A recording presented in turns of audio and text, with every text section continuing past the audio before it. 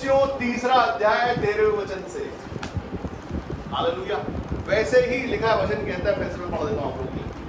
और यदि किसी को किसी पर दोष लगाने का कोई कारण हो तो वह एक दूसरे को सह लो और एक दूसरे के अपराधों को क्षमा करो, जैसे प्रभु ने तुम्हारे पापों को क्षमा किया वैसे ही तुम भी करो। क्या करो? क्षमा करो। बहुत सारे लोगों के जीवन में दुख, कठिनाई, परेशानी समाप्त होने का नाम नहीं लेती। एक खत्म नहीं होती, दूसरी आ जाती है। और वो कहते हैं कि हमारा परमेश्वर ने बड़े बड़े काम हमारे जीवन के लिए किए हैं, लेकिन अभी कुछ नहीं कर रहे हैं, अभी कुछ कम काम है, कुछ बचा है, कुछ रह जाता है। हर बार कुछ ऐसा हो जाता है जिसके कारण दुख में यीशु, यहाँ पर वचन कहता है कि हम शांति के लिए बुलाए गए। किस लिए बुलाए गए? शांति के लिए। यीशु मसीह शांति के राजकुमार। यीशु मसीह ने बोला कि मैं अपनी शांति तुम्हें दिए जाता हूं, लेकिन शांति है ही नहीं। शांति मन में नहीं है, दुख है, तकलीफ है, परेशानी है, रोग है, श्राप है, बंधन है और दुख है। पूछो क्यों है? हम क्षमा नहीं करते। क्या नहीं करते? हम क्षमा नहीं करते। हम अपने अंदर कुछ ऐसा रखे रहते हैं कि ये जो मनुष्य है, जिस किसी की पाप को क्षमा नहीं कर रहे, ये मनुष्य जो है इसने कुछ ज्यादा तकलीफ पहुंचाई है हमको, इसलिए इसके पापों को क्षमा नहीं करेंगे। लेकिन उसको क्षमा नहीं करके कहीं ना कहीं हम अपने दुखों में इजाफा कर सकते, बढ़ा देते दुखों को और अपनी ब्लेसिंग को रोक लेते हैं। अगर हम मसीह हैं, मसीह की शिक्षा पर चलते हैं, तो क्षमा करना में आना चाहिए, जैसे हम क्षमा किए गए। कैसे भी यीशु मसीह ने बोला लाल पाप भी क्षमा करो, क्षमा करो और सह लो। सहने के लिए प्रेम लगता है। क्या लगता है? अगर हम मसीह के हैं तो मसीह में 11वीं जो आज्ञा है वो है प्रेम। क्या है? अगर हम प्रेम करते हैं तो मसीह के हैं। और प्रेम नहीं है और हम सिर्फ दोष निकालना जानते हैं, दोष लगाना जानते हैं, खामियां ढूंढते हैं, कमियां ढूंढते हैं और उसको ही पॉइंट आउट करते हैं कि ये इसमें गलत है, ये नहीं रहना चाहिए। अगर हम दोष लगा रहे हैं तो वचन कहता है दोष तुम पर भी लगाया जाएगा, अपने बपतिस्मा से, अपने पवित्र आत्मा से, अपनी अन्य भाषा से, और उसके भी ऊपर है दोष। अगर आप दोष लगा रहे हैं, आप पर दोष लगा रहे हैं, और आपका पवित्र आत्मा पाना, आपका अन्य भाषा बोलना और आपका क्षमा नहीं करना, ये बातें अलग होगी। अगर आप क्षमा नहीं कर रहे किसी एक बात को लेकर, किसी को भी आप क्षमा नहीं करते, तो ये छोड़ दें आप सब कि आपको भी शांति पानी। बहुत सारे लोग कहते हैं उनको नींद नहीं आती, घुटते हैं नींद में, नींद नहीं आती। सब कुछ है हमारे पास लेकिन चैन नहीं है, सुख नहीं है। क्यों नहीं है? क्योंकि वो उसका जवाब हमारे पास ही है, हमने किसी को क्षमा नहीं किया। उसका श्राप कुछ बड़ा है, उसका दुख कुछ बड़ा है, उसको हमने भारी, हमारे दिमाग पे बोझ है, उसने ज्यादा तकलीफ दी हमको, हम उसको माफ नहीं करेंगे। कुछ भी हो जाए, हम एक हफ्ते संडे के चॉइस नहीं, हम अगर सेमिनार्स भी अटेंड कर ले तो भी हम क्षमा नहीं करेंगे। हम सब सीख लेंगे, 40 दिन के लिए हम चले आएंगे, सब कर लेंगे, लेकिन हम क्षमा नहीं करेंगे उस पर्टिकुलर पर्सन को जिसने हमारा कभी मन दुखाया है। हालेलुया। उसको क्षमा नहीं करेंगे। बहुत उसने बड़ा भारी पाप किया, वहां छोरा और मारा आपको पीठ पे, धोखा दिया, तकलीफ दी, जो भी किया है उसको। यीशु मसीह ने बोला एक व्यभिचारिणी पकड़ी गई, उसको पत्थरवा कर दिया, मार डाला जाना था। यीशु मसीह ने बोला कि तुम में से किसी ने कोई ऐसा मनुष्य हो जिसने कोई कभी पाप ना किया, वही पहला पत्थर मारना है उसको। कोई तुम दोष नहीं लगा सकते उस पर, तुम दंड की आज्ञा नहीं दे सकते। अगर तुम में से किसी ने, सबके सब ऐसे हो कि किसी ने पाप नहीं किया, वो उसको पत्थर मार दो, लेकिन तुम अगर दोष लगाते हो तो तुम पे लगाया जाएगा। अगर आप सोच रहे हैं कि भाई उसमें कुछ दोष है, कुछ पाप है और हम उसको क्षमा नहीं करेंगे, तो अपने भी दोष और पाप देख लो। यीशु मसीह कहते हैं दोष लगाओगे तुम पर भी लगाया। आपने दोष लगाया है और उसके बाद आपके जीवन पे काम नहीं हो रहा है। आप मसीह हैं, आपने बपतिस्मा लिया, आप अन्य भाषा बोलते हैं, शांति नहीं हो रही, सुख नहीं है, चैन नहीं है, तकलीफ है। इसीलिए है क्योंकि आप क्षमा नहीं कर रहे। हम मसीह में हैं। वचन कहता है सह लो। क्या कहता है वचन? सह कौन सकता है? हाँ, जिसका मन कठोर नहीं हो, जिसका मन कठोर है उसे कैसे सहेगा किसी को? सहना मतलब सह लो, सच में सह लो। यीशु मसीह को चांटे मारे जा रहे थे, यीशु मसीह ने क्या विरोध किया था? यीशु मसीह को जब कोड़े मारे जा रहे थे, यीशु मसीह ने विरोध किया था। लिखा है सहली, यीशु मसीह ने सहा, इतना सहा कि क्रूस की मृत्यु भी सहली। हमारे लिए मर गए यीशु मसीह, फिर जिंदा भी हुआ, लेकिन सहता चला गया। हम अगर मसीह हैं तो उसके ही पद चिन्हों पे चलते हैं तो मसीह हैं, उसी के वचनों पे चलते हैं तो मसीह है, उसी को मानते हैं तो मसीह है, नहीं तो मुंह बोले मसीह। अगर हम क्षमा नहीं करना जानते, क्षमा नहीं कर सकते, तो हमारा बोलना वैसा सा है जैसे वो ताली बजाते हैं। कौन सी वाली? पीतल की टनाते हुई और चांद के जैसे है, बजती है जो अगर हम सच में मसीह हैं और जीवित, हम सब जीवित लोग हैं। यीशु मसीह जीवित परमेश्वर, जीवित लोगों का हम सब कहते हैं यीशु मसीह। हमारा स्वभाव मसीह हो तो मसीह है। हम कौन सी बोली बोलते हैं, कौन सी जाति से आते हैं, कैसे हम दिखते से मतलब नहीं है। अगर स्वभाव वैसा है तो हम मसीह हैं। अगर हम क्षमा कर देते हैं तो मसीह है। वचन यहाँ पर आपसे कहता है, और यदि किसी को किसी पर दोष देने का कोई कारण हो तो एक दूसरे को सह लो और एक दूसरे के अपराध को क्षमा कर दो। जैसे प्रभु ने तुम्हारे अपराध क्षमा किए हैं वैसे ही तुम भी करो। इन सब के ऊपर प्रेम को जो सिद्धता का कटिबंध है बांध लो। किसको बांध लो? हाँ, इन सब के ऊपर प्रेम को बांध लो जो सिद्धता का कटिबंध है। अगर आपके अंदर प्रेम है आप सिद्ध है। हालेलुया, आप सिद्ध हो गए। इसका मतलब आपके अंदर अगर आप क्षमा करना जानते हैं तो आप सिद्ध हैं। परमेश्वर यीशु मसीह वचन में सिद्ध हैं, आप सच में मसीह हो गए। हालांकि हमने जब बपतिस्मा लिया, अपने होश में, अपनी समझ में, सब कुछ जानते हुए, और जब हम नीचे जा रहे हैं तो हमको पता था कि हमको क्षमा कर देना। नीचे जाके सारा मनुष्य तो पुराना छोड़ना है, गुस्सा छोड़ना है, परेशानी छोड़नी है, समस्या अपना शत्रु भी छोड़ दें। यहाँ से हम प्रेम में ऊपर आने वाले हैं। यहाँ से हम ऊपर आएंगे, पुरानी सारी बातें उस समय बीत गई होंगी, हम नए हो गए होंगे यीशु से। जब आप ऊपर आ रहे हैं यीशु मसीह में तो आप नए हो गए। आप भूल गए, आप तो कुछ है, सारी याददाश्त जो है आपकी खत्म होगी। पुराना मनुष्यत्व जो था, मनुष्यत्व में ही आती है शत्रुता, डाल, ये वो, इसको जमा करना, ये सब उसी में आता है। जब आप मनुष्य नहीं रहे, आपने पवित्र आत्मा पाया है, आपने परमेश्वर यीशु मसीह पाया है, आपको पता है कि बपतिस्मा को क्या कहते हैं? दूसरा नाम क्या है बपतिस्मा का? हाँ, और नया जीवन। नया जीवन कब होता है? पहले के मरने के बाद नया जीवन होता है। हालांकि दूसरा जीवन जिसको बोलते थे पहले की मृत्यु, तब जाके दूसरा जन्म। तो जब तक आप मरे ही नहीं हो तो आप दूसरा जन्म कैसे ले सकते हो? हालांकि आपको मरना मनुष्यत्व में पड़ता है, अपनी सारी बातों पड़ता है, और हम मरे हैं तब जाके हमने यीशु मसीह का नया जीवन पाया है।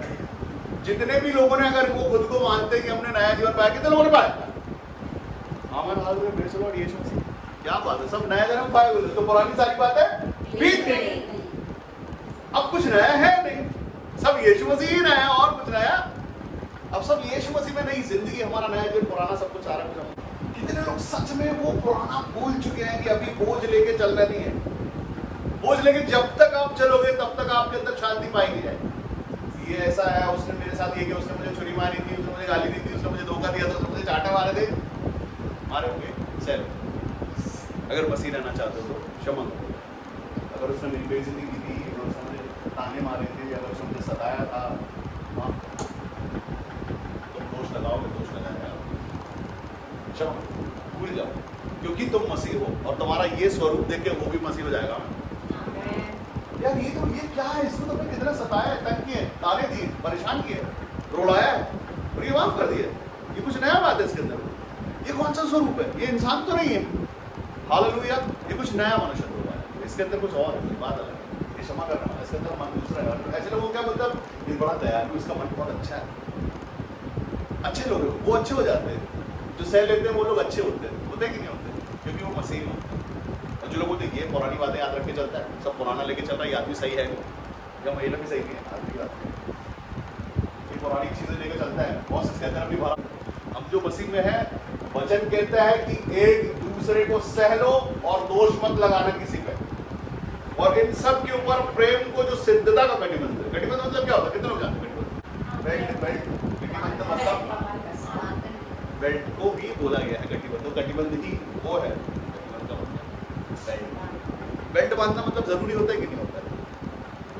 जो लोग युद्ध पे जाते हैं, परमेश्वर ने जो हथियार दिए है ना, आत्मिक हथियार, उसमें बेल्ट भी है। सुनो, यहाँ पर जो बेल्ट है ना, वो प्रेम का बेल्ट है। जब आप मसीह में चलते हो तो मजबूती के साथ चलो, जूते भी पहनो, सिर के ऊपर टोपी लगाओ और कमर भी कसो। तो कमर कसने के लिए लिखा हुआ है कि प्रेम। अगर प्रेम है तो आप सिद्ध हो रहे हैं यीशु मसीह में। अगर आप बदल जाते हैं, आप फ्लेक्सिबल है, ऐसे आप क्षमा करना जानते हैं, तो आप सच में मसीह हैं। अगर पुराना ढर्रा ढो रहे हैं तो आप सिर्फ मुंह बोले मसीह हैं, और इससे ज्यादा कुछ नहीं। अगर आप क्षमा नहीं कर सकते, आपका कोई भारी शत्रु है जिसके लिए आप लगा कि मैं तो इसको परमेश्वर के न्याय में सौंपता हूँ, अच्छा सौंप दो, लेकिन तुम कम से कम उससे बाहर आ जाओ, उसको न्याय में सौंप दे। परमेश्वर के अधिकार में सौंपो और खुद क्षमा कर दो कि प्रभु आप कर रहे हैं इसका न्याय, मैं तो क्षमा करता हूं इसको क्योंकि मैं मेरी शांति को चाहता हूं। हालेलुया। हम सबों की आशीषों के पीछे अगर आशीषें कहीं रुकती हैं तो आशीषें रुकने के पीछे कारण यही है कि हम क्षमा नहीं करते। परमेश्वर यीशु मसीह चाहते हैं हम क्षमा करें ताकि हम शांति को बढ़ें। और अगर शांति है हमारे अंदर, शांति के लिए सबके सब परेशान क्यों है? शांति के लिए। अब पड़ोसी के पास जो स्कूटर थी, मेरे पास जो स्कूटर थी, अब पड़ोसी ने कल कार ले आया, क्या हुआ? शांति भंग हो गया, शांति भंग। और रात भर शायद नींद नहीं आया कि पड़ोसी जो है वो कार ले आया, मेरे पास अभी तक स्कूटर ही है। अब क्या करोगे? अब जुगत लगाओगे, गणित लगाओ, कौन सी आई है, कितने की आई है, कैसे आई, कहाँ से फाइनेंस हुई और क्या क्या चाहिए, पात्रता फाइनेंस होने के लिए था और कैसे चुका पाए। ये शांति नहीं। उसको जाओ बधाई दो, अपनी तरफ से मिठाई लेके जाओ, उसके लिए अपनी तरफ से मिठाई लेके जाओ, उसको दो, बोलो भैया बधाई है तुमको यार, क्या बात है, उसकी खुशी में शामिल हो जाओ। वो भी बोलेंगे यार क्या बात है, ये मनुष्य गाड़ी में खरीदता हूँ मुझे होती है। क्यों? हमारे अंदर शांति है। धीरे धीरे हमारा परमेश्वर उसको छोटी कार दिया ना, हमको बड़ी कार देता। रुको, ये सोचो कि कल अपने लिए हम एक सीढ़ी बना के चल रहे हैं कि आज मेरी बियर पे तेरी मिठाई आई, जब मेरे पास आएगा ना तो तेरी मिठाई का डब्बा आना चाहिए। हालेलुया। भाई मैं तो तेरे को देने आया था, खुशी खुशी बधाई के साथ, खुश हो, अच्छे खुश, सच में खुश होके आया था। हाँ, तो ये होती है शांति और ये होता है प्रेम हमारे अंदर। अगर प्रेम नहीं है तो वो फिर जलन है, फिर वो बुरा है, फिर वो मसीहत नहीं है। अगर मसीह सच में मसीहत है तो प्रेम है वहां पर, क्षमा है वहां पर। अगर प्रेम है, शांति, आप सबों के पास तो शांति है, शांति का परमेश्वर है हम सबों के साथ में। जिसके पास शांति नहीं है उसके जीवन से पूछो कि अगर जब शांति नहीं होती जीवन में तो क्या होता है। लंबी सांस लो और सोचो कि जब शांति नहीं है तो क्या है। तब तो कान में सीटी भी बजने लगेगी, टेंशन इतना होगा। हालेलुया। टेंशन इतना है, दुख इतना है, परेशानी इतनी, डिप्रेशन इतना है, भूख भी नहीं लग रही, नींद भी नहीं आ रही, चैन नहीं पड़ रहा, वो शांति। जिसके बाद शांति हो प्रेम से, चैन से, आप उसे घर जाओ बोले रोज सो रहे उठे शांति तो नींद आती है। इसके बाद शांति है तो चैन की नींद सोता है। लिखा है कि जब तू तेरे बिछौने पर लेटेगा तुझे चैन की नींद आएगी क्योंकि शांति का परमेश्वर तुम्हारे साथ है। अगर आपके पास शांति है तो चैन की नींद आएगी। नींद के लिए तरसते लोग, जिसके पास शांति नहीं ना वो कैसा सोते हैं, कैसा जागते हैं, उनका दिन कैसा जाता है। कभी देखो ऐसे लोगों को जिनके पास यीशु मसीह नहीं है, उनके पास कोई होप नहीं है, ऐसा जीवन है कि जैसे वो अंधे होगा और वो टटोल के चलते हैं। लेकिन हम सबने जिसने यीशु मसीह पाया है हम देखने पाते हैं यीशु मसीह के नाम में। हमें सिखाया गया, वचन हमको सिखाता है कि जीवन जीना कैसे है। कौन सा जीवन? मसीह। संसारी जीवन जीने वाले जीते हैं और बड़े बड़े उनकी फिलॉसफी रहती है, वो अलग अलग ज्ञान देते फिरते हैं, लोगों को बताते चलते हैं, वो गुरु हो जाते हैं, बताते बस रहते हैं। अपना ज्ञान संसारिक ज्ञान, मसीह का ज्ञान, जो मसीह का ज्ञान जानता है वो मसीह का ही ज्ञान देता भी है और उसी वचन से समझाता और सिखाता भी है। जैसे वो सिद्ध हो गया, सिखाता हुई तो सिद्ध हो गया। तो सिद्ध कैसे होना है यहाँ पर लिखा हुआ कि कैसे सिद्ध हो गया। ऐसे ही आप सिद्ध हो पाओगे। यीशु मसीह ने कहा तुम सत्य को जानो, सत्य तुम्हें स्वतंत्र करेगा। कौन करेगा? सत्य बोलने की भी हिम्मत होना चाहिए और सत्य सुनने की भी हिम्मत होना चाहिए। और जिसके पास ये दोनों बातें हैं वो यीशु मसीह के नाम में आजाद है, स्वतंत्र है। क्या है? स्वतंत्र है, आजाद है। उसको पता है सच, सच हमको सच सुनना, हमको पता है सच। डॉक्टर ने बोला तुमको कैंसर हो गया है, सुन लो। उसके बाद जाओ यीशु मसीह में सत्य के परमेश्वर के पास। मैं जानता हूँ परमेश्वर यीशु मसीह आपने मेरे लोगों को सहाया है और मेरे पास मेरे को कोई कैंसर वैंसर नहीं है यीशु मसीह के नाम। मैं आजाद हूँ, स्वतंत्र हूँ और मैं चंगा हूँ अभी इसी समय यीशु मसीह के नाम में। डॉक्टर बोले रिपोर्ट बदल गई थी, वो दूसरी रिपोर्ट तुम्हारे पास आ गई थी क्योंकि तुम्हारा विश्वास उससे बड़ा निकला। और डॉक्टर ने बता दिया, भले गलत रिपोर्ट आई तो टेंशन में हो गया, अरे अब तो मैं मरने वाला हूँ, मेरे पास ऐसा परमेश्वर आपसे प्रेम करते हैं और अपनी शिक्षाओं पर आपको सिखाना चाहते हैं ताकि आप मनुष्य का, संसार का जीवन में अनंत जीवन जी लो यीशु मसीह के नाम में, जो आजादी का, स्वतंत्रता का और सिद्धता का और सामर्थ्य का जीवन है। और जहां सामर्थ्य का जीवन है वो डरपोक का जीवन नहीं होता, वो सामर्थ्य जीवन होता है। वो खुद भी सामर्थ्य होता है और सामर्थ्य बांटता भी है क्योंकि हमारे अंदर जो है वो दुनिया में सबसे बड़ा है, संसार से भी ज्यादा बड़ा पवित्र आत्मा और उसका सामर्थ्य है आपके पास अगर आप सच में मसीह है तो। और अगर आपके अंदर शांति नहीं है, आपने क्षमा नहीं किया, तो काहे का फिर सामर्थ्य? हालेलुया। कोई सामर्थ्य है फिर वो डर की आत्मा है, बस इससे ज्यादा कुछ नहीं। अगर सच में आपके अंदर साहस है, परमेश्वर की ओर से सामर्थ्य है, आप डरते नहीं किसी चीज से, न रोगों से, न शत्रुओं से। हालेलुया। शत्रु कैसा भी, आपको डरने की जरूरत नहीं, आपके साथ आपका परमेश्वर। और यहाँ पर सिद्धता के विषय में जाने के लिए लिखा, वो आगे बढ़ने के लिए लिखा, विश्वास से ज्यादा, मसीह से ज्यादा सिद्धता की ओर बढ़ने के लिए लिखा हुआ कि आप कैसे सिद्धता में बढ़ेंगे। अब आप बच्चे नहीं है ना परमेश्वर, अब आप जानते हैं सब बातों को। जिसने पवित्र शास्त्र पढ़ा है पूरी वो सामर्थ्य हो चुका है यीशु मसीह के नाम, क्योंकि संसार से बहुत ऊंचा ज्ञान है। और अगर आप अभी भी वही है कि आपको कोई धक्का देने की सिखाए, चलो चल चलो, क्यों यीशु मसीह में चलना है अपन को, चर्च ही जाने के लिए अगर धक्का लग रहा है तो फिर सिद्धता तो बहुत दूर है अभी। अगर बोला जाता सोनो, सोना नहीं, तो बहुत दूर है सिद्धता भी। हालेलुया। बोला जाता है कि अगर क्षमा करना सीख लो, सहना सीख लो। अभी भी अगर हम ये शिक्षा ले रहे हैं तो मतलब अभी तक हम यहाँ हैं कि ना हमने क्षमा किया है, ना क्षमा करना चाहते हैं, ना क्षमा करेंगे, तो सिद्धता को तो भूल जाओ। जब कहता है 15वां, मसीह की शांति के लिए तुम एक देह होकर बुलाए भी गए हो और तुम्हारे हृदय में राज्य करे और तुम धन्यवादी बनो। धन्यवादी बनो मतलब क्या है? भेंट देंगे। जब भी कभी नई प्रार्थना या नया कोई काम के लिए जाए तब धन्यवादी दे, पहले भी, और जब हो जाए तो दोबारा धन्यवादी दे। वो है धन्यवादी होना। सुन लो आज जिसको नहीं पता है, जब काम होने वाला है, हम प्रार्थना रिक्वेस्ट रखते हैं तो धन्यवाद चढ़ाओ। उसके बाद जब वो काम हो जाए तो गवाही के साथ धन्यवाद चढ़ाओ। हालेलुया। आप धन्यवादी हो गए हैं, क्या हो गए हैं? और इसके बाद जो आप पाए हो वो जाके दूसरों को बता दो जिन्होंने ये नहीं किया है, वो भी पा गए।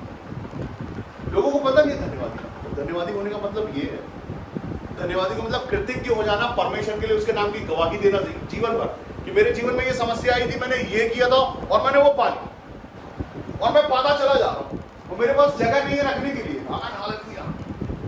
और उसका मतलब ये नहीं लिफाफे का बोझ कितना ज्यादा है, वो 1 रुपए का सिक्का भी हो सकता है, एक 10 का नोट भी हो सकता है, वो धन्यवादी आपकी। इसके लिए ये नहीं कि अपना बैंक अकाउंट खाली करो, सब कुछ बेच बाज के परमेश्वर को दो, वो परमेश्वर नहीं करता, लेकिन वो एक मन होता है, धन्यवादी मन, जो हमको सिखाता है। और परमेश्वर आज हमको सिखाता है कि कैसे धन्यवादी बने रहो।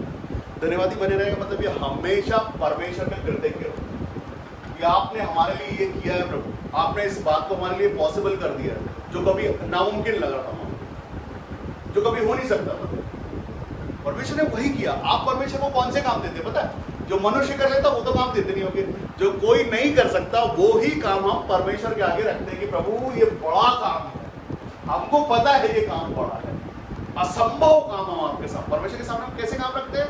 इम्पॉसिबल काम, जो मनुष्य के द्वारा हो नहीं सकते, हमारी पहुंच से नहीं हो सकते, हमारी बुद्धि से नहीं हो सकते, हमारे सामर्थ्य से नहीं हो सकते, हमारी जान पहचान से जो नहीं हो सकता है, वही काम हम परमेश्वर के अधिकार में सौंपते हैं। जो प्रशासन भी नहीं कर सकता है वो परमेश्वर कर सकता है। ये विश्वास से हम परमेश्वर के आगे बढ़ते हैं। तो उसके पहले भी धन्यवाद की भेंट चढ़ाओ प्रभु जी। मैं ये प्रार्थना रिक्वेस्ट लेके आपके भवन में आया हूँ, ये धन्यवाद की मेरी भेंट है, जो आपके लिए करता है आप उसके लिए आपको करना है। अगर आप करते हो तो आपको लगता है कि रिश्ता मेंटेन होता है, परमेश्वर के साथ वो रिश्ता क्यों नहीं बनाते? मनुष्य के साथ जब रिश्ता बना सकते तो परमेश्वर के साथ धन्यवादी का रिश्ता क्यों नहीं बनाते हो? अरे सबसे अच्छा दो परमेश्वर, सबसे बेस्ट दो परमेश्वर। कोई देख ही नहीं दे उसको मत देखो, तुम क्या कर रहे हो, तुम क्या दे रहे हो वो देखो, और तुमने क्या पाया वो देखो। अगर हम प्रेम के साथ परमेश्वर को नापते हैं, 1 रुपए का सिक्का देंगे, प्रभु मेरे पास बस यही है, आप जानते हो मेरे पास यही है, आप जानते, क्या ये आप स्वीकार करोगे?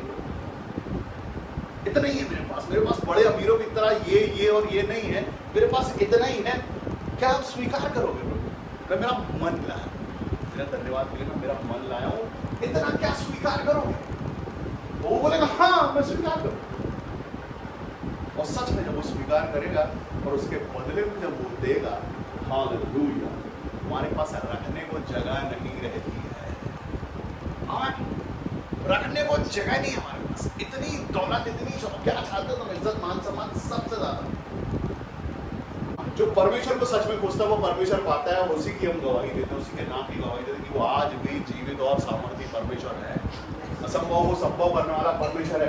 वो आज परमेश्वर ही आपको एक चाबी भी दे रहे हैं धन्यवादी बनने की।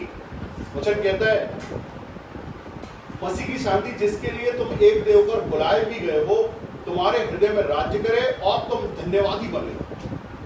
धन्यवादी बन जाना नहीं है, बने रहो, है ना। बने रहना मतलब बने रहो, कब तक? जब तक जिंदा हो तब तक बने रहो, बन जाओ और बने रहो। ये मत सोचो हो मैंने पिछले हफ्ते भी दिया था, वो मैंने पिछले महीने भी दिया था, पिछले साल भी दिया था। नहीं, जब तक जिंदा हो तब तक दो, और बगैर रोए दो। जिसको रोना वो मत दो, रोने से बच जाओगे, रोने से बच जाओगे। लेकिन मैं आपको बताऊं, अगर आप दे कर लिखा है, अगर आप पुराने नियम में भी जाओगे ना, तो नीति वचन में भी ये लिखा है कि परमेश्वर को दे देकर उसकी प्रतिष्ठा करना। परमेश्वर को प्रतिष्ठा करते हो, अगर आप परमेश्वर को देते हो ना, तो आप उसका मान करते हो, उसका आदर करते हो, उसको दे देकर मतलब अपने जीवन के सारे दरवाजे खोलते हो। तो कुलस्सियों पढ़ रहे हैं, कुलस्सियों की पुस्तक में है और तीसरे अध्याय में है, तीसरे अध्याय के 13वें वचन से पढ़ रहे हैं। अभी हम 16वें वचन की पढ़ रहे हैं। परमेश्वर जो आपसे प्यार करते हैं, परमेश्वर जो आपको बढ़ाना चाहते हैं, परमेश्वर जिसने आपको अपनी निकटता में बुलाया है, परमेश्वर जो आपकी उन्नति चाहते हैं, परमेश्वर जो आपको अपने नजदीक बुलाना चाहते हैं, परमेश्वर स्वयं आपको अपनी नजदीकी में बुलाते हैं कि मेरे पास आओ। कौन लोग आओ? बोझ से दबे लोग आओ, रोग से दबे लोग आओ, शराब से, बंधन से, तकलीफ से, मेरे पास आओ। परमेश्वर देना चाहते हैं, ठीक है। अगर आप परमेश्वर की वाचा में बंधे हैं, आप धन्यवादों में हैं, आप दशमांश में हैं, तो आप एक कवरिंग, आपकी चारों तरफ एक लेयर बनी हुई है प्रोटेक्शन की, एक सुरक्षा का घेरा। परमेश्वर हमारा गढ़ है, हमारी ढाल भी परमेश्वर ही है। हालेलुया। अगर हम ये करते हैं, अगर हम धन्यवादी में बने रहते हैं ना, तो आप परमेश्वर के हाथ के नीचे रहते हैं। आपके आंसू चले जाते हैं, एक खुशी, एक आनंद रहता है कि हम सुरक्षित हैं, आप सच में सुरक्षित हैं। हालेलुया। परमेश्वर के हाथों के नीचे सुरक्षित हैं हम। परमेश्वर का एक हाथ है, एक आड़ है हमारे जीवन की। अगर लोगों को लगता है कि क्यों दशमांश देना, क्यों धन्यवादी देना, तो सोच लो इसलिए देना है। वचन कहता है कि अगर मैं लेना चाहूँ ना, तो तुम्हारे पोतों परपोतों से ले लूंगा। उसका मतलब यही है। कैसे? हमारी लिखा है संसार की जो बुद्धि है ना, परमेश्वर के सामने मूर्खता है। आपके धन्यवादी बने रहने से होता क्या? आपके परमेश्वर के प्रेम में बने रहने से होता क्या? अगर आपके सच में बने रहने से क्या होता है? आपके प्रेम में बने रहने से क्या होता है? यही होता है, आप सुरक्षित रहते हैं संसार और संसार की विपत्तियों से, बीमारियों से, श्रापों से, बंधनों से, दुष्ट आत्माओं से सुरक्षित रहते हैं। आप आपके परमेश्वर की निकटता में बने रहते हैं, उसके साथ बने रहते हैं आप। ये एक वाचा है आपकी। अगर परमेश्वर की वाचा ये है, तो आपकी भी वाचा ही है परमेश्वर के साथ। आप भी परमेश्वर की वाचा में हो, तो अगर आप परमेश्वर की वाचा में, तो परमेश्वर भी उसी वाचा में है, आपको रक्षा करने के लिए, आपको सपोर्ट करने के लिए, आपको देने के लिए, आपको बढ़ाने के लिए ही। हालेलुया। हमारी ईमानदारी, हमारा प्रेम परमेश्वर के लिए, हमारा सच्चाई परमेश्वर के लिए अगर है, एक रिश्ता है, एक रिलेशनशिप है आपकी और परमेश्वर की, अगर आप ईमानदार है परमेश्वर के लिए, तो परमेश्वर के प्रेम में अगर आप बने हैं, तो परमेश्वर आपको पहचानते हैं, परमेश्वर आपको पहचानते हैं। वचन कहता है कि हथेलियों पर लिखा हुआ नाम है सबूत। हम कैसे करते हैं? हमारे क्या एफर्ट है परमेश्वर के लिए? हम क्या सीखते हैं और क्या सीख लेते हैं? कि सच में आज जो हमने बताया ये आप सीख पाए। वचन कहता है 16 वचन, मसीह के वचन को अपने हृदय में अधिकाई से बसने दो। क्या करो? मसीह के वचन को अपने हृदय में अधिकाई से बसने दो। अधिकाई से बसने देना मतलब क्या है? अधिकाई से बसने, ज्यादातर गहराई से, मजबूती के साथ, प्रेम के साथ बसने दो का मतलब बस जाए, बस जाए, बस जाए, कब्जा कर लेना, बसाहट, बिल्कुल बस जाओ, मतलब बन जाओ अपने हृदय में परमेश्वर के वचन को हमेशा के लिए रहने दो, बस जाने दो, बसा दो गहराई से। कुछ भी एक वचन आपको अगर कोई बहुत ज्यादा अच्छा खूबसूरत वचन लगता, इतनी गहराई से अपने अंदर समेट लो उस वचन को। हर संडे जो भी हम सुनते हैं उसको अगर आप बसा लोगे, तो पूरी बाइबल आपके मन, एक एक वचन बस जाएगा आपके जीवन में। जब भी जरूरत पड़ेगी आपको पता रहेगा कि कौन से समय में कौन सा वचन क्लेम करना है परमेश्वर को, या किसी को बताते समय भी। वचन जीवित और सामर्थ्य है, जीवन है वचन। जीवित वचन को अगर आप अपने अंदर बसा लेते हैं तो सच में यीशु मसीह आपके अंदर, यीशु मसीह है जहाँ वहाँ शांति है, वहाँ प्रेम है, वहाँ अधिकार है, वहाँ सब कुछ है। हम परमेश्वर यीशु मसीह का धन्यवाद करते हैं। सिर्फ क्या करते हैं, हम आपका धन्यवाद करते हैं आपके बलिदान के लिए। जो कुछ भी हमको मिला है वो सब कुछ यीशु मसीह ने बलिदान किया हमारे लिए, अपना लहू बहाया, तब आज हमारे पास आशीष है, बरकतें है, ताकत है, सामर्थ्य है, पवित्र आत्मा है। तब है जब उसने बलिदान दिया। उसकी कीमत नहीं है, उसकी कीमत हम सिर्फ कैसे अदा करते हैं, परमेश्वर को धन्यवाद करके। हम आपका धन्यवाद करते हैं प्रभु जी, आपने हमारे लिए घोड़े खाए, कांटों का मुकुट, मृत्यु तक सही हमारे लिए, बेइज्जती सही आपने चाटे खाए, गाड़ी नोची गई हमारे लिए, ताकि हम उद्धार पाए। आज हम सबों ने उद्धार पाया है यीशु मसीह के नाम में। वही यीशु मसीह आज चाहते हैं कि आज हम एक शिक्षा को पाएं। वो शिक्षा क्या है? शिक्षा ये है, लिखा है 13 वचन में, कुलुस्सियों के दूसरे अध्याय में, और यदि किसी को किसी पर दोष देने का कोई कारण हो तो वह एक दूसरे को सह लो और एक दूसरे के अपराध क्षमा करो, जैसे प्रभु ने तुम्हारे अपराध क्षमा किए वैसे ही तुम भी करो। इन सब के ऊपर प्रेम को जो सिद्धता का कटिबद्ध है बांध लो। शांति, मसीह की शांति जिसके लिए तुम एक देह होकर बुलाए गए हो, तुम्हारे हृदय में राज्य करे और तुम धन्यवादी बने रहो। मसीह के वचन को अपने हृदय में अधिकाई से बसने दो और सिद्ध ज्ञान सहित एक दूसरे को सिखाओ और चलाओ। क्या करो? कैसे? ये कब होगा? सिद्ध कब होंगे हम? जब ऊपर लिखी बात है हम समझ चुके होंगे, मान चुके होंगे, तब जाके हम सिद्ध हो जाएंगे। परमेश्वर चाहते हैं कि आप सिद्धता की ओर बढ़े। परमेश्वर चाहते हैं कि आप तरक्की करो। तरक्की का मतलब क्या होता है? उन्नति का मतलब क्या होता है कि आप केजी क्लास में थे, आप फर्स्ट क्लास में शिफ्ट हो गए। ये है सिद्धता की ओर बढ़ना। बढ़ना मतलब आगे जाना, उन्नति करना। पीछे की तरफ जाना, अरे तुमने तो ये किया था करना, सिद्धता की ओर बढ़ना है। हमारी रिश्तेदारी है, हमारी एक परमेश्वर के साथ हमारी एक रिश्तेदारी है। जब जैसे क्लास में कोई बच्चा जब होमवर्क करके जाता है तो वो सोचता है कि आज कोई सामने वाला एब्सेंट हो जाए ताकि मैं सामने बैठूं, और इसके पहले कि आप पूछो सबसे पहले मैं बाहर रख के बैठ जाऊं। आज पूछ के तो देखो, आप मेरा होमवर्क कंप्लीट है, मेरा काम कंप्लीट है, धीरे के साथ बैठता हूं सामने उस दिन। आज मैंने होमवर्क किया है, देखो अपने अंदर अगर चेक करो ये बात। परमेश्वर में भी जब आप पढ़ रहे हैं तो हमारी जिम्मेदारी, जहाँ बुलाए गए वहां तक अगर हम बैठे हैं, हम सिद्धता की ओर बढ़ रहे हैं, हम सुन रहे हैं, सीख रहे हैं और आगे बढ़ रहे हैं। सुलेमान ने कहा कि हे मेरे पुत्र, अपने हृदय रूपी पटिया पे ये लिख ले। हृदय रूपी पटिया पे लिख ले, हृदय पे लिख ले, छाप ले इस बात। और यहाँ पर नए नियम में भी वही बात है।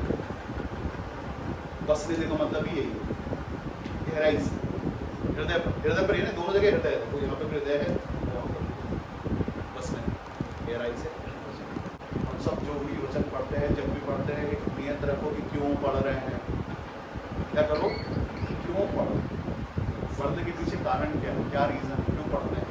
और पढ़ते समय प्रार्थना करो जो कुछ भी हम पढ़ रहे हैं यीशु मसीह आपका जिंदा वचन गहराई से हमारे अंदर बस जाए।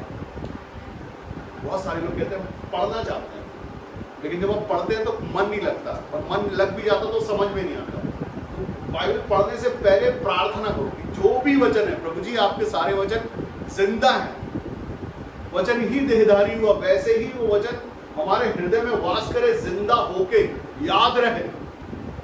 आपको पता प्रार्थनाओं में वचन क्लेम करना पड़ता है। सामर्थ्य जो प्रार्थना होती है उसमें वचन क्लेम करते हैं। अगर वचन क्लेम करना आपको आता है तो हर एक बात है परमेश्वर में आपको जीत मिलेगी, चलेगी हर बार आप जीते हुए रहो। परमेश्वर का वचन कहता है मसीह के वचन को अपने हृदय में अधिकाई से बसने दो और सिद्ध ज्ञान सहित एक दूसरे को सिखाओ और चिताओ, और अपने मन में अनुग्रह के साथ परमेश्वर के लिए भजन और स्तुतिगान और आत्मिक गीत गाओ। कैसे गीत गाओ? और दुनिया क्या करती है? परमेश्वर के लिए आत्मा की करती नहीं तो हम लोग प्रभु ये तो कह रहे हो, प्रभु ये करता है, प्रभु एक कर्ज है, ओ प्रभु ये दिला दो, ओ प्रभु वो दिला दो, ओ प्रभु ये कर दो, ओ प्रभु वो कर दो।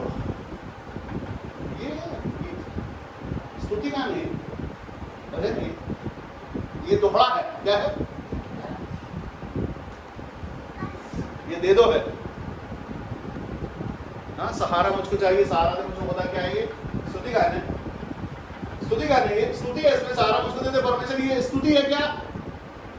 नहीं, ये अपने आप को कमजोर दिखाना है। उस सामर्थ्य परमेश्वर ने जिसने आपको अपना आत्मा भी दे दिया, उस परमेश्वर के आगे अगर आज भी आप ये बोलो कि मुझको सहारा दे दो, वो बोलता मैंने जान दे दी तुम्हारे लिए, क्रूस पे ठोकर के मैं तुम्हारे लिए अपने पवित्र आत्मा में तुम्हारे को दे दिया, अब भी सहारा ही चाहिए तुम, आज भी सहारा चाहिए नहीं, अब सहारे की जरूरत नहीं है। उसने हमें सहायक दिया है। यीशु मसीह के आने से पहले यीशु मसीह ने हमको, परमेश्वर ने एक सहायक दिया है, वो पवित्र आत्मा परमेश्वर है। तो यीशु मसीह की पुनरागमन तक हमारे साथ है, संसार में हमारे साथ सहारा नहीं है, वो सामर्थ्य है। अगर आप उसको सहारे जैसा लोगे तो सहारा है, और अगर सामर्थ जैसा लोगे तो सहारा देने वाले बन जाओगे। हालेलुया। अब सहारे की जरूरत नहीं, हमें सामर्थ परमेश्वर यीशु मसीह के नाम में मिली है, बड़ी सामर्थ है वो। हम सबों ने पवित्र आत्मा पाया है, यीशु मसीह पाया है, जिंदा परमेश्वर पाया है, विश्वास पाया है, ताकत और परमेश्वर के संतान और वारिस होने का अधिकार पाया है हमने। हालेलुया। हम अधिकारी हैं परमेश्वर के राज्य के, हम स्वर्गदूतों का न्याय करने वाले हैं, पहले मनुष्य को करने, पहले खुद का करने। अगर हम मानते हैं इस बात को कि हम परमेश्वर के संतान है, तो फिर हम दुखी नहीं है, हम रोगी नहीं है, हम श्राप में नहीं है, हम बंधन में नहीं है, हम कमी घटियों में नहीं है, क्योंकि हम यीशु मसीह में हैं। अगर आप आज भी अपने आप को कमी में, घटी में, तकलीफ में, बीमारी में, श्राप में, बंधन में पाते हो, तो कैसे मसीह हो? हमने वाचा पाई है, हमने वचन पाया है परमेश्वर यीशु मसीह के, हमने वचन पाया है। वचन क्या है मालूम? कि हम परमेश्वर की संतान हैं, वारिस। वारिस कमजोर नहीं होते हैं, परमेश्वर की संतानें कमजोर नहीं होती, दुखी नहीं होती, दोगुनी मनाती, अपना टुकड़ा किसी से रोती नहीं, वो धन्यवाद करती। स्तुति गान का मतलब है परमेश्वर की तारीफें। हालेलुया। दाऊद स्तुति गान गाता, तारीफें करता।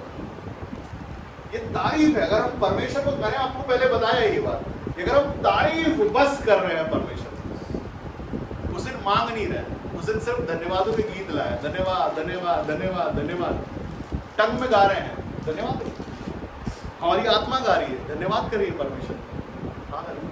स्तुति करना, स्तुति का मतलब सच में परमेश्वर की ताकत सामर्थ को बोलना, बोलते जाना, तारीफ करते जाना अपने परमेश्वर की। तारीफ, आप अच्छे हो, आप महान हो, आप सामर्थ्य हो, आप जिंदा हो, आप सोते नहीं हो, आप उनके नहीं हो, ये तारीफ है, ये स्तुति है परमेश्वर। ये स्तुति परमेश्वर को अच्छी लगती है। हाँ, रटा हुआ गाना गाना नहीं, आपके शब्दों में अपने परमेश्वर को धन्यवाद करना, उसकी तारीफ करना अपने शब्दों में।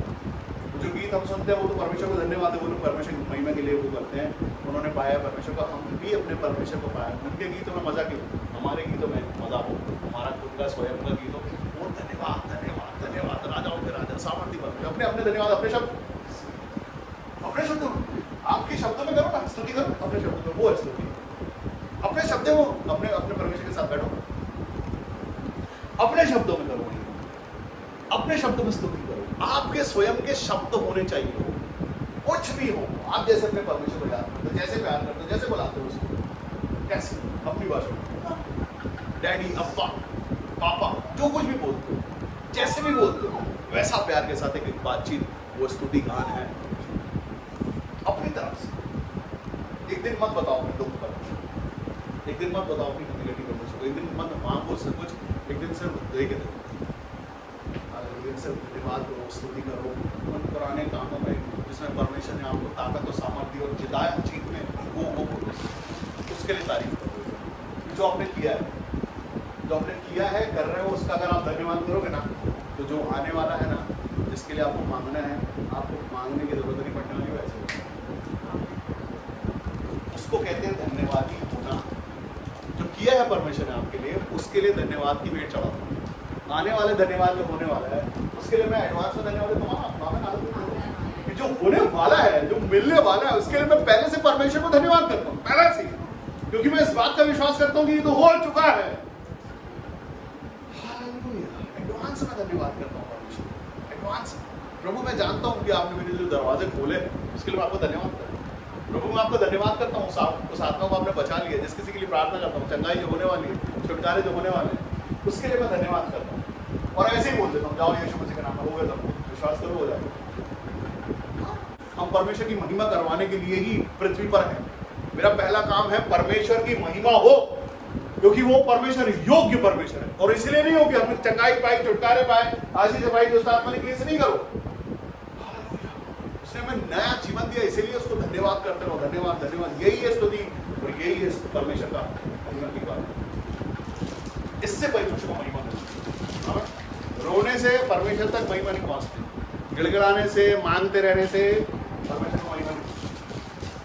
आपके धन्यवादी होने से परमेश्वर को महिमा मिलती है। जहां बैठे अपनी आंखों को बंद करें,